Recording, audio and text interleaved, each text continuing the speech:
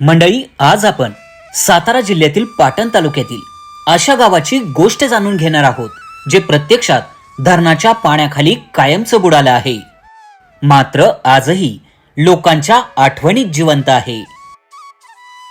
आता या गावात माणसं दिसणार नाहीत, मात्र गावातली उद्ध्वस्त झालेली घरं, जुन्या समाध्या, कष्टानं संसार उभा करताना वापरलेलं साहित्य आणि आजही अभेद्यपणे उभा असलेला गावचा राखणदार अर्थात मारुतीराया, हे सारं पाहताना आपसूक डोळ्यात पाणी आल्याशिवाय राहणार नाही.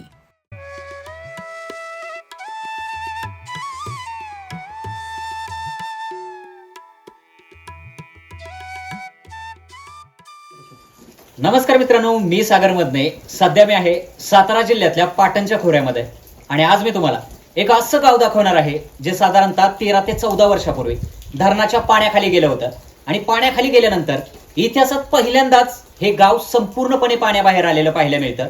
या गावामध्ये असणारी गावातली ग्रामदेवतांची मंदिरं आज सुद्धा व्यवस्थित पाहायला मिळतात. तर असंच सातारा जिल्ह्यातल्या पाटण तालुक्यामध्ये असलेलं मेंढ नावाचं गाव आज आपण या व्हिडिओच्या माध्यमातून पाहणार आहोत. सातारा जिल्ह्यातील पाटण तालुक्यात ढेबेवाडी परिसरात वांग मराठवाडी धरण आहे. या धरणात काही वर्षांपूर्वी मेंढ नावाचं गाव बुडालं होतं. कराडपासून साधारणतः 1 तासाच्या अंतरावरती असलेल्या या गावात पोहोचताच ओसाड पडलेली ही प्राथमिक शाळेची इमारत नजरेस पडते. धरणातील पाण्याची पातळी कमी झाली की जुन्या गावाचे अवशेष दिसू लागतात.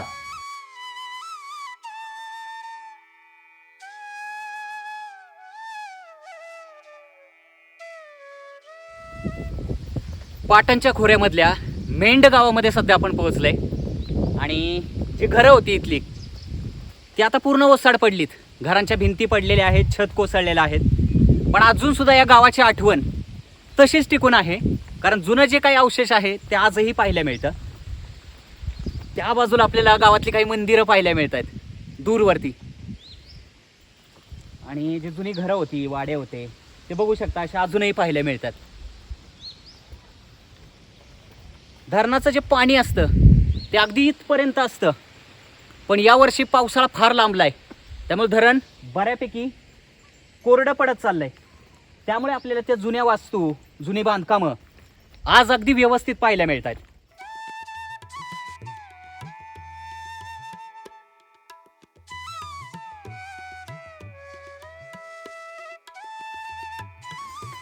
या गावामधला जुन्या काळातला एक 2 मजली वाडा आपल्याला पाहायला मिळतोय. तुम्ही बघू शकता या वाड्यातली फक्त माणसं निघून गेले. जुन्या ज्या काही वस्तू होत्या त्या अजूनही इथं पाहायला मिळतात. इथं बघा सायकल आहे. जुन्या काळातली जी काही मातीची भांडी होती ती अजूनही इथं दिसतात. आणि बघू शकता ही वाड्याची समोरची ओसरी आहे. 4 दरवाजे आपल्याला अजूनही इथं पाहायला मिळत आहेत.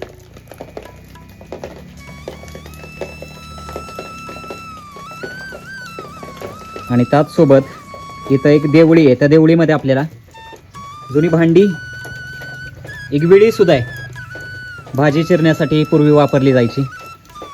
हे दरवाजे आहेत इथले.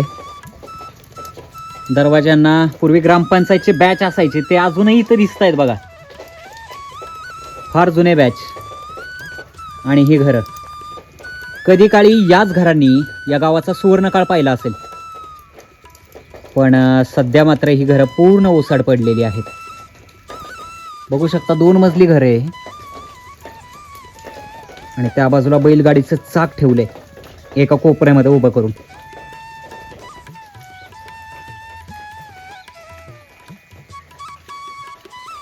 हे पाहू शकता बैलगाडीचं चाक या बाजूला सुद्धा एक, आणि हे घर. तर दरवाजावरती सुद्धा आपल्याला पूर्वीच्या काळचं नक्षीकाम किंवा काही शिल्प कोरलेले दिसून येत आहेत. आणि आता घर आतमध्ये जाण्यासारखं नाहीये, कारण फार आपल्याला पडझड झालेल्या अवस्थेमध्ये दिसतंय.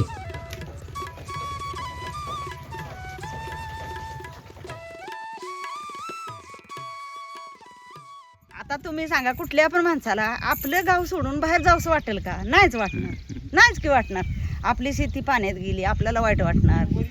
आपल्याला काय खायला नसलं ती आठवण होणार आपल्या जमिनीची. शेवटी मुलं बाळ आहे, ती शाळेची अडचण आहे, पाऊस पाणी असा लागतो, या जनावरं दमवते ती, काय पिरून तरी करणार माणूस? किती रात्रंदिवस कष्ट करणार? 4 जनावरं पाळली तर त्यांना वैरण काढी तरी पाहिजे म्हणजे घालायला. आतापेक्षा जुन्या गाव होतं तेव्हाच बरं होतं का? तेव्हा बरं होतं. जुन्या गावात आपलं कसं बिंदास टेन्शन नव्हतं. आमची जमीन सगळी होती, आम्हाला हे होतं, त्याच्यामुळं काय टेन्शन नव्हतं. व कसं बी आपलं रात्रंदिवस कष्ट केलं तर आम्हाला 2 पायले पिकत होतं, खात होतो आम्ही. आणि जनावरं 4 पाळली तरी वैरण काढीची टेन्शन नव्हते. आता पण हाय वैरण, पण आता काय एवढी ह्याचीच की हाय. पीक काय घ्यायचं? पहिलं पीक काय काय घ्यायचं? आम्ही पहिलं भात, शेंगा, ज्वारी, हबरे, भुईमुग, काय ते हरभरे, गहू, मक्का, हे सगळं आम्ही पिकं पहिले घेत होतो. तुमचं घर आता दिसतं जुनं? हा, हाय की इथं खाली, पडलं असेल पूर्ण. इथं खाली हो पडले की. आता पडले ते म्हणजे सगळं- आम्ही पाडले आणि ती आपले ती जे वस्तू कामाच्या होत्या त्या देऊन टाकल्या, आणि आम्हाला जे पाहिजे होत्या वस्तू ते आम्ही आपलं केलं नवं जुनं काहीतरी जरा असं केलं. पण आता नेहमी वाईट वाटत असेल ते आता वाईट, सगळं मग बघितलं. आता हे बघून वाईट वाटणारच की. असं कसं म्हणता तुम्ही? वाईट वाटलं तर माणूस आपल्या शेजारचं गेलं तर आपल्याला कसं वाटतं, बाई माझे शेजारी होते ते निघून गेलं, असं आहे ना. बरं विस्थापित झालं, कोण कुठं कोण कुठं कोण कुठं असं सगळं. म्हणजे पहिली जी खेळीमेळीने एकत्र होती ती सगळी पांगली. पांगली. आता बघाय माणूस भेटत आता बघाय नसेल माणूस पूर्वीच. भेटत नाही. कधीतरी आता चुकून कोण- एखादा दुसरा माणूस हो, भेटत एखादं असेल. दुसरंच. आता कोण कुणाला भेटतंय तेव्हा? लांब लांब गेली ना. आपापल्या मार्गाने हो, गेली. आपल्या आपल्या मार्गाने आपल्या उद्योगाला गेली तर मुलं बाळ शाळेसाठी बाहेर पडली माणसं. काय आपले आहेत गावात, काय इथं.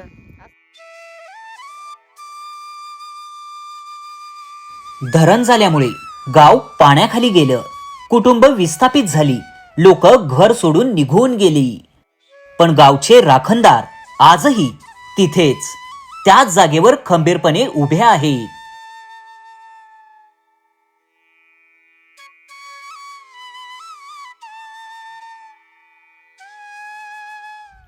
पाटणच्या खोऱ्यातील जे गाव धरणाच्या पाण्याखाली गेलं होतं ना, त्या गावामधल्या ग्रामदैवतांच्या मंदिरासमोर सध्या आपण आहोत. या ठिकाणी आपल्याला 3 मोठी मंदिरं पाहायला मिळतात. त्यापैकी एक मंदिर हे महाबली हनुमानाचं मंदिर आहे. आणि आत्ता मी ज्या ठिकाणी उभा आहे, माझ्या मागच्या बाजूला एक दीपमाळ पाहायला मिळते, आणि दीपमाळेच्या पलीकडच्या बाजूलाच एक शिवमंदिर पाहायला मिळतं. आणि या बाजूला जे मंदिर आहे ते दख्खनचा राजा ज्योतिबांचं मंदिर आहे. तर फार सुंदर अशी मंदिरं आहेत आणि फार भव्य अशा स्वरूपाचे सुद्धा आहेत. तर ही मंदिरं आतून कशी आहेत ना ते पाहूयात. आणि त्याचसोबत या मंदिराच्या आजूबाजूला आणखी काय काय होतं, जुन्या काय काय वास्तू होत्या त्या सुद्धा पाहूयात.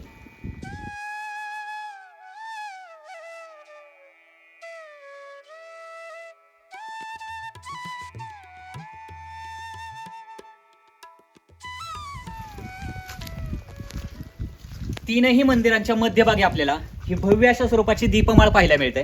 आणि याचं वैशिष्ट्य असं की या दीपमाळेच्या 4ही बाजूला आपल्याला अशा हत्तींच्या मूर्ती पाहायला मिळतात, आणि वरच्या बाजूला घोड्यांची मूर्ती पाहायला मिळते.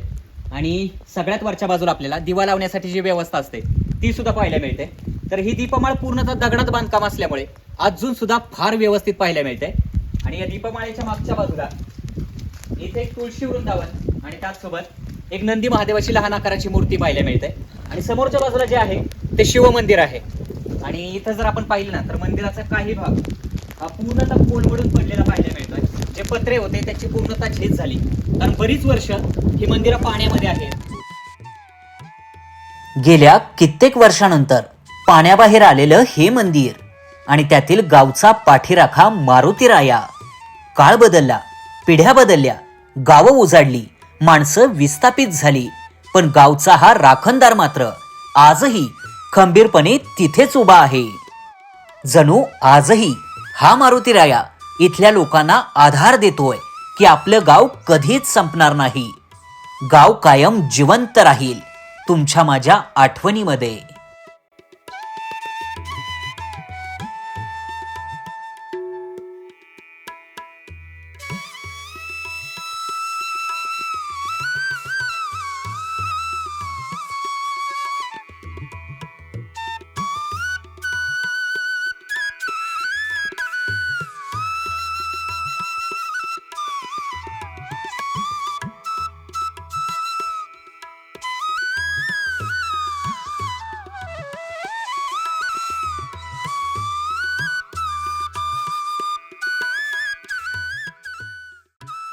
2 मजली बांधकाम असलेलं हे मारुतीचं मंदिर सध्या उद्ध्वस्त होऊ लागलंय. मंदिराचं छत आता कोलमडून पडलं आहे. पूर्वीच्या काळी मंदिराच्या वरच्या मजल्यावर जाण्यासाठी हा लोखंडी जिना होता. आता मात्र हा जिना गंजून गेला आहे.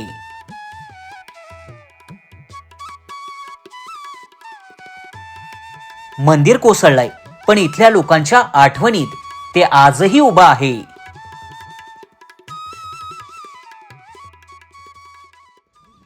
मंदिर बघण्यासारखं पूर्वी होतं, एकदम चांगलं मंदिर होतं. पण ते आता पुनर्वसनात गेल्यामुळं त्याला इलाजच नाही. इथं वर मंदिर बांधलंय, बघितलं का तुम्ही? नाही पाहिलं, ते पाहतो आम्ही जाताना. हायस्कूलच्या वरल्या बाजूला मंदिर नवीन बांधलंय आम्ही हम्म. 50-60 कुटुंबांनी. आता हनुमानाचं एवढं सुंदर मंदिर आहे, हनुमान जयंती पहिली जोरात होत असेल. हो हो अहो, तुम्हाला चैत्र पौर्णिमेला एवढी यात्रा भरते, एवढी. आणि हे जागृत देवस्थान असल्यामुळं संपूर्ण भाग लोटला जातो. इथं खिरीचा प्रसाद असतो. आता असं वाटतं की पूर्वीच्याच गावात राहत असतो, सगळी एकत्र राहत असती तर बरं झालं असतं. हो, ते साहजिक वाटणारच हो, असं नाही का? जुने दिवस, जुनी माणसं आठवत असतील.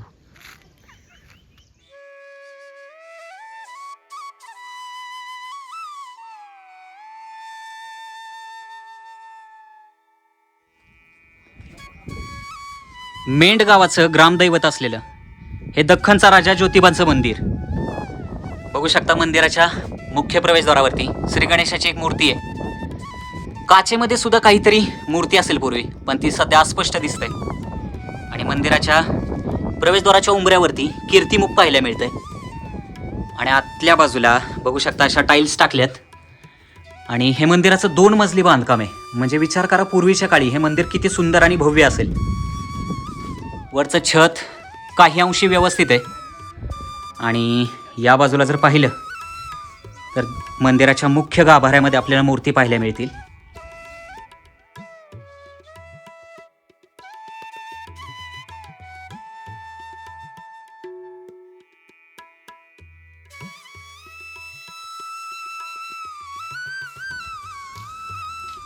हे आहे दख्खनचा राजा ज्योतिबाचं मंदिर.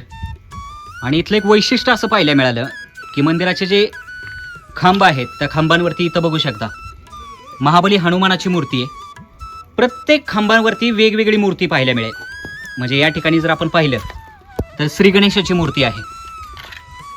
आणि काही ठिकाणी अशी पुष्प कोरलीत, इथं कमळ पुष्प आहे. तर फार वैशिष्ट्यपूर्ण अशा पद्धतीची इतर रचना आपल्याला पाहायला मिळते. आणि त्याचसोबत जुन्या काळी किल्ल्यांवरती जसे घोडे बांधण्यासाठी लोखंडी कड्या बसवल्या जायच्या, तसे इथं धातूच्या कड्या आपल्याला पाहायला मिळत आहेत. बघू शकता इथं सुद्धा एक श्री गणेशाची मूर्ती आहे. आणि हा सगळा मंदिराचा परिसर आपण इथं पाहतोय. पावसाला सुरुवात झाली, पुढची काही दिवस आपल्याला हे गाव आणि मंदिर पाहता येईल. त्यामुळे ज्यांना हे मंदिर पाहायचं असेल त्यांनी जुलै महिन्याच्या सुरुवातीला नक्की या ठिकाणी या. कारण नंतर पुन्हा पाण्यातून हे गाव मंदिरं कधी बाहेर येतील हे सांगता येणं फार कठीण आहे.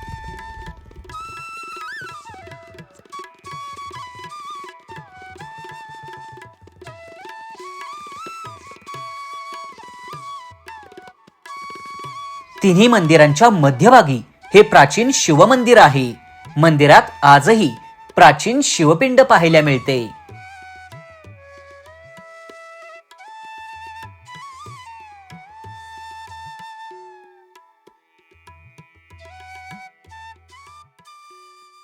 यात्रेला सगळी येतात.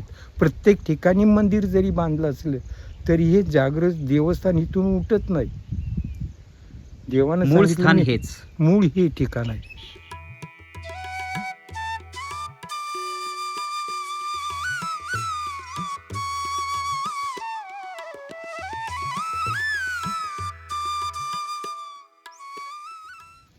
तिथं हरिजन वस्ती होती, चांभार वस्ती होती, संपूर्ण न्हावी, इथं न्हाव्याची घर होती, तर ती संपूर्ण पाण्यात गेली. म्हणजे सगळ्या समाजाचे लोक इथं राहत होते. सगळी होती तिथं. एकत्रित गुन्हे हो गोविंद. हो.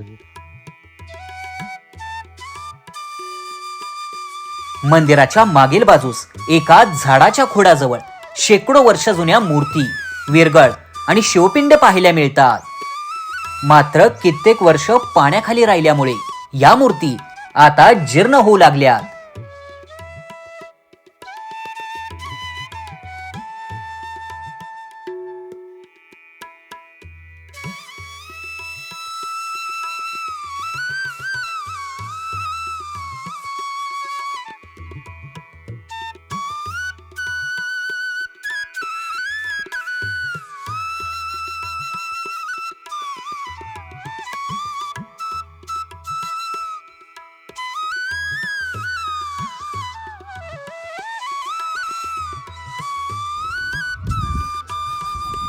इथं या ठिकाणी मंदिरांच्या जवळ आपण आलो आणि हे दोन मित्र भेटले जे आपल्या चॅनलचे सबस्क्रायबर्स आहेत.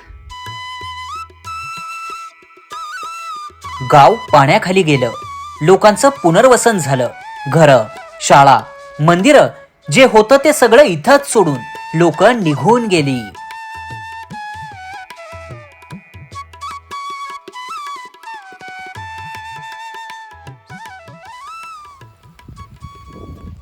हे दादा आपल्याला इथे भेटलेत आणि त्यांचं हे आजोळे आजोळच ना कुठं राहायचे ते, त्यांचं घर वगैरे आत्ता दिसतं दिसते तुमच्या आईचं? पूर्ण घर हे झालं. ते 2 मजली घर दिसतंय ते का? का इथं? हा हा हा हा हे पडलेलं घर. मग लहानपणी कधी आलेले इथल्या आठवणी असतील ना? हम्म. कसं वाटायचं पूर्वी? पूर्वी भरपूर मजा यायची मामाच्या गावाला आल्या. त्यावेळी मामाचं गाव म्हणजे फारच भारी वाटत असेल, कारण आत्ता हे गाव एवढं मोठं वाटतंय. इथं प्रत्येक वर्षाला यात्रा भरत होती. इकडे खायच्या साईडला ऑर्केस्ट्रा, तमाशा, कार्यक्रम भरपूर होत होते. तिकडं वरच्या मैदानात कुस्त्या वगैरे होत होत्या भरपूर. बर आमचे आजोबा पहिले 5 वर्ष 10 वर्ष सरपंच होते या गावचे. बर त्यांचं नाव हनुमंत बंडू पाटील. बर बर.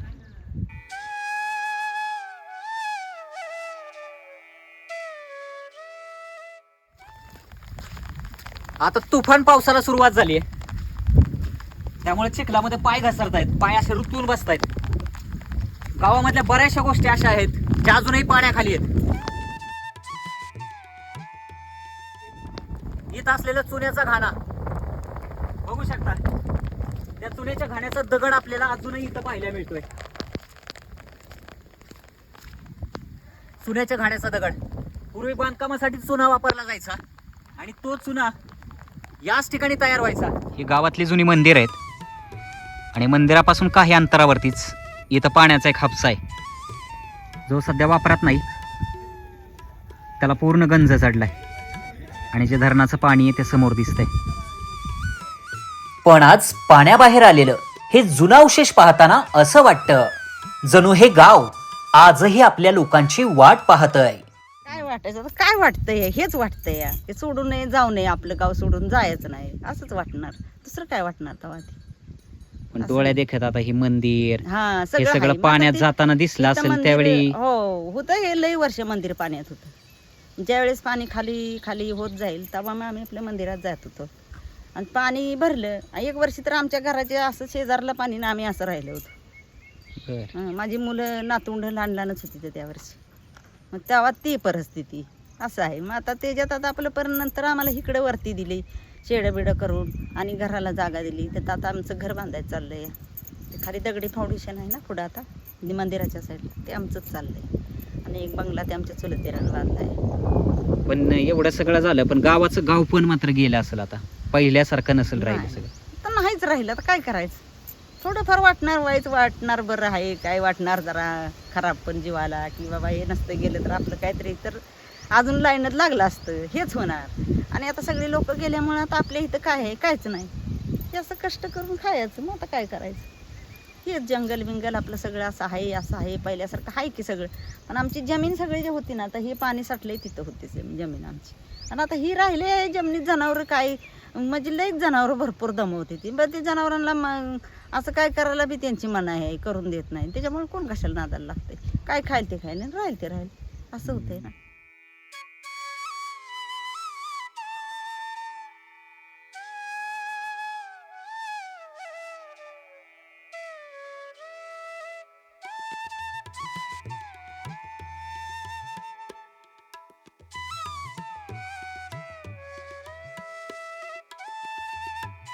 काहीच दिवसात पुन्हा पाऊस पडेल, पुन्हा धरण भरेल आणि जे गाव आता आपण पाहतोय ते पुन्हा पाण्याखाली जाईल. गाव नजरेसमोरून नाहीसं होईल, पण लोकांच्या मनात मात्र कायम जिवंत राहील, खंबीरपणे उभ्या असलेल्या या मारुतीरायासारखं. तर मित्रांनो, सातारा जिल्ह्यातल्या पाटण तालुक्यातील हे गाव तुम्हाला कसं वाटलं कमेंट करून नक्की आम्हाला सांगा. आणि जर व्हिडिओ पाहणाऱ्यांपैकी कोणी याच गावातला असेल किंवा त्यांचे पूर्वज या गावातले असतील तर तुमच्या जुन्या आठवणी नक्की शेअर करा. लवकरच भेटूयात महाराष्ट्रातल्या अशाच एखाद्या दुर्मिळ ठिकाणी. तोपर्यंत धन्यवाद.